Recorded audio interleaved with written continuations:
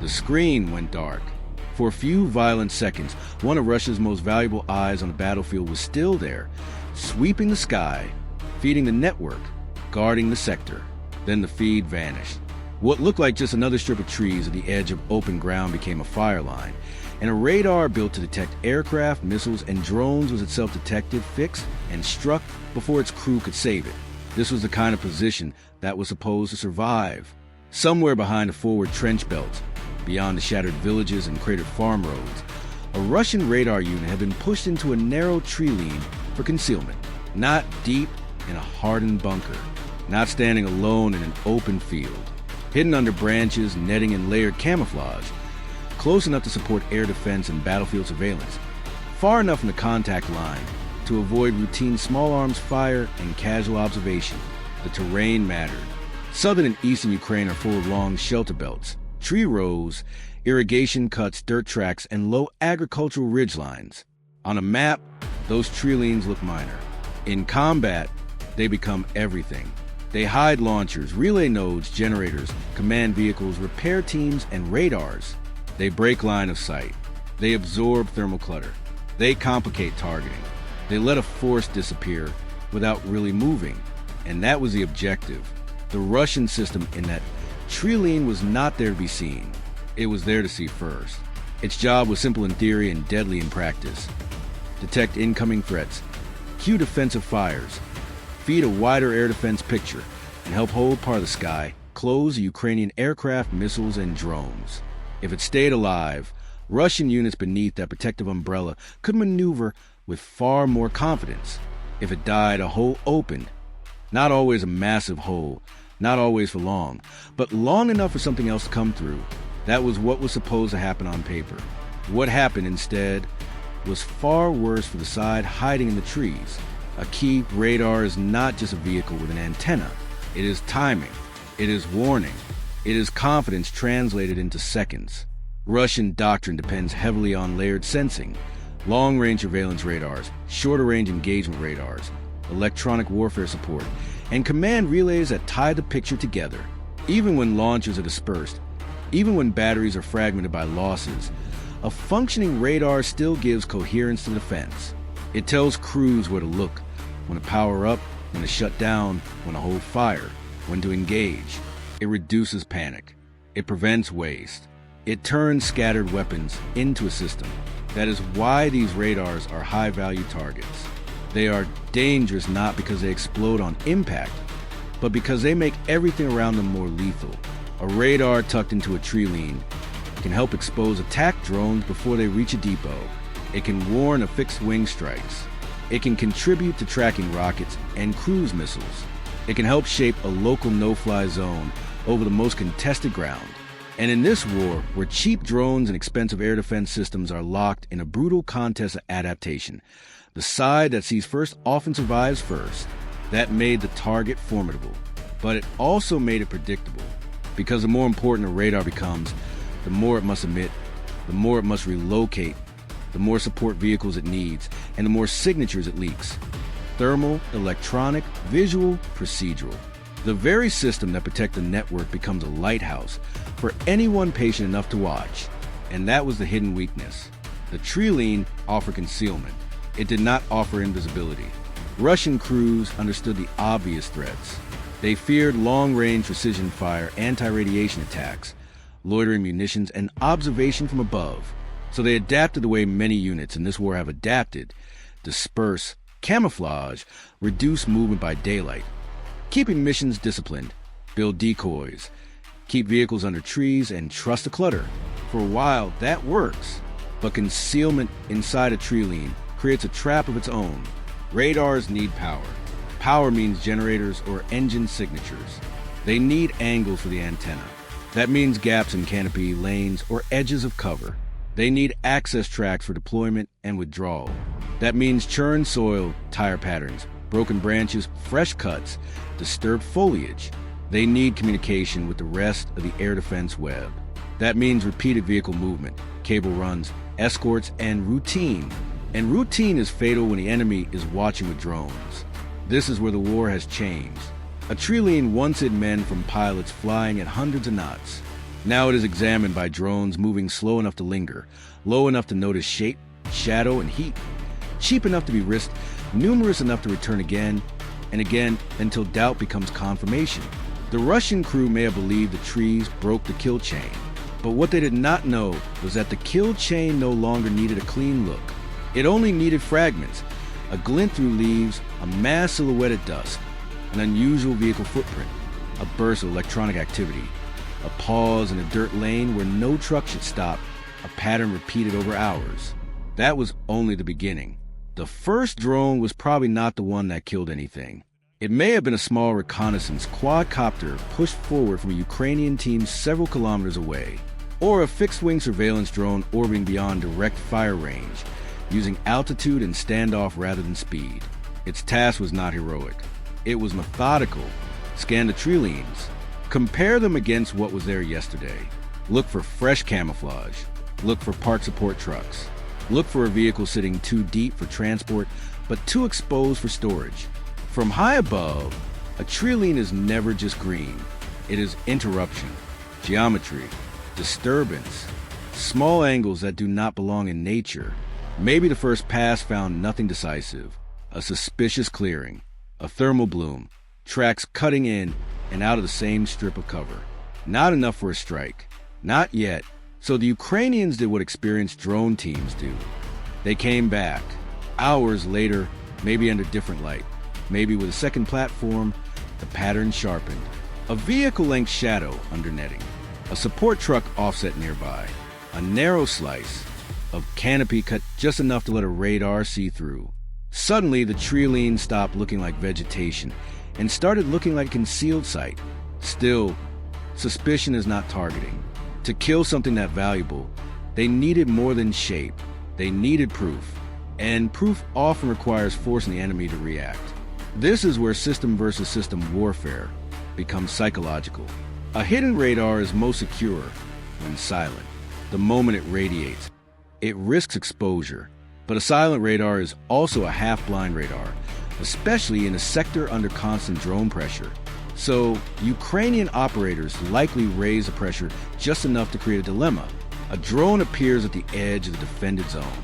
Then another, maybe not a mass attack, just enough to look like reconnaissance probing for a corridor. Enough to make commanders wonder whether a deeper strike package is forming somewhere behind it.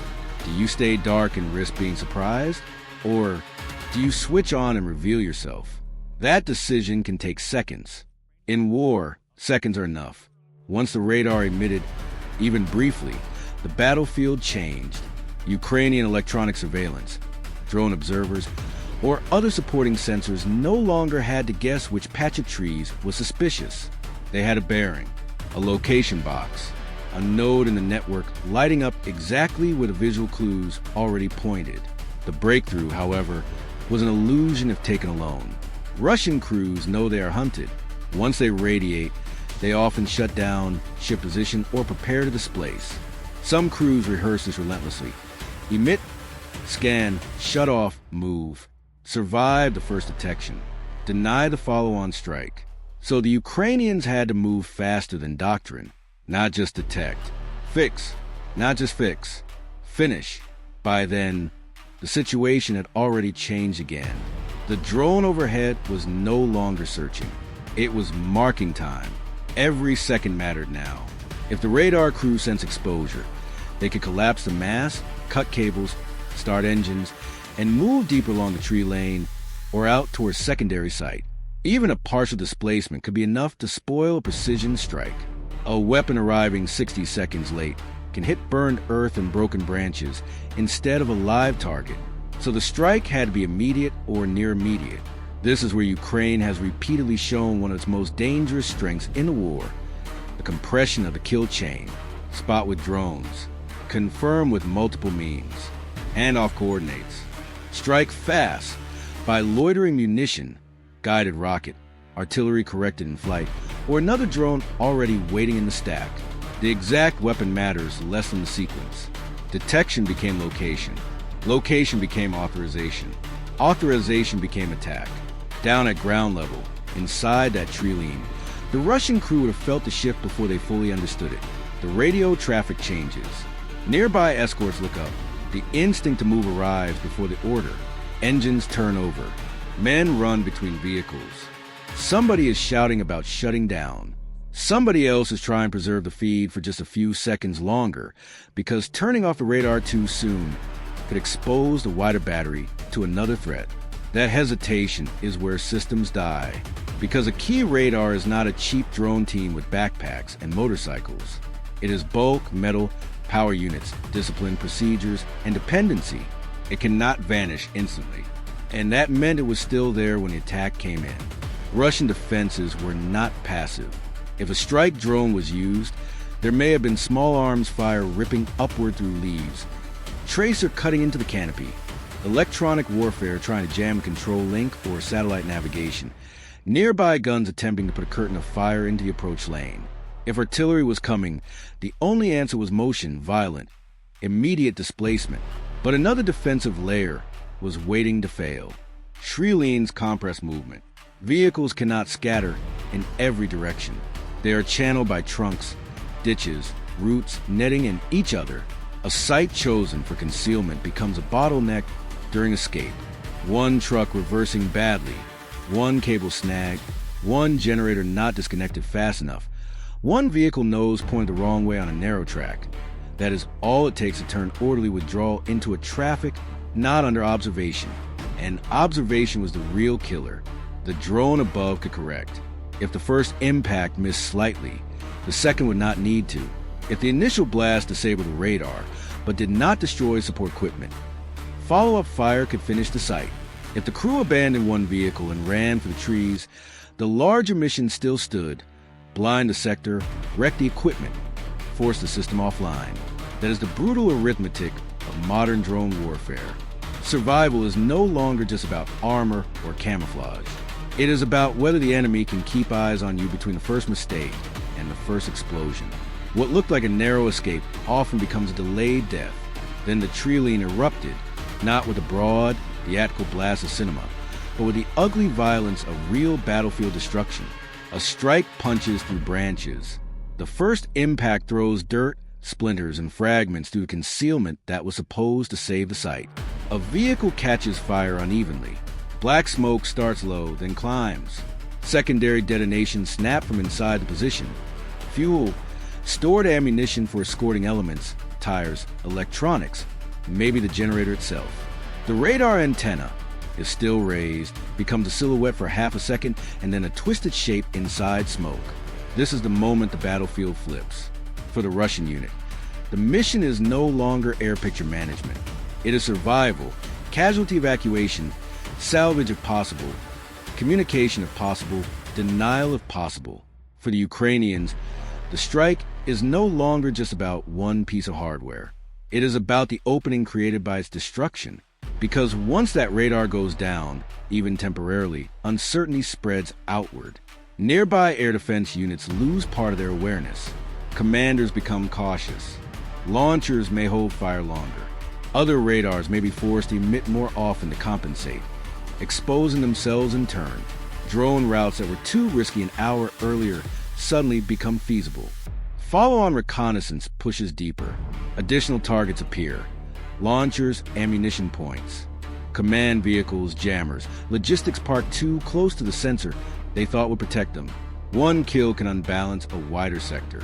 And that is why the real danger was still ahead, not for the attackers, but for the network that had just lost one of its key nodes. By the end, the outcome was larger than a burning vehicle in a patch of woods. A Russian radar site that had likely been placed there to shield forces, preserve warning time, and anchor local air defense had instead become a fixed point in a Ukrainian hunt cycle. Concealment delayed detection. It did not prevent it. Emission discipline bought time. It did not buy safety. Camouflage worked against ordinary observation. It did not defeat persistent drones linked to a fast strike chain. The losses were measured not only in wrecked equipment, damaged vehicles, and wounded or killed crewmen, but in capability. A disabled radar means a blind interval. A blind interval means risk. Risk forces adaptation. Adaptation consumes movement, fuel, command attention, and already thin reserves. In a war defined by attrition, Even temporary blindness can be exploited with deadly efficiency. And the strategic lesson is hard, cold, and now impossible to ignore. In Ukraine, the battlefield no longer punishes only those who expose themselves. It punishes those who repeat patterns. It punishes those who trust concealment without mobility. It punishes any system that must admit to survive, because the act of seeing has become one of the fastest ways to be seen. Russia's radar in that Treeline was dangerous. That is exactly why Ukraine hunted it. And once the drones found it, the story was never just about one strike. It was about the collapse of an assumption, the old belief that a valuable system could still hide long enough to dominate the fight around it. Now, the opposite is often true. The more valuable the node, the more relentless the search, the more central the sensor, the more catastrophic its loss. And what looked like a protected position in the trees became a battlefield warning written in smoke. In this war, even machines built to watch the sky are no longer safe from what is already above them. That is what happened after Ukrainian drones spotted Russia's key radar system in a Treeline. If you want more battlefield breakdowns told with the full tactical picture, stay with the channel.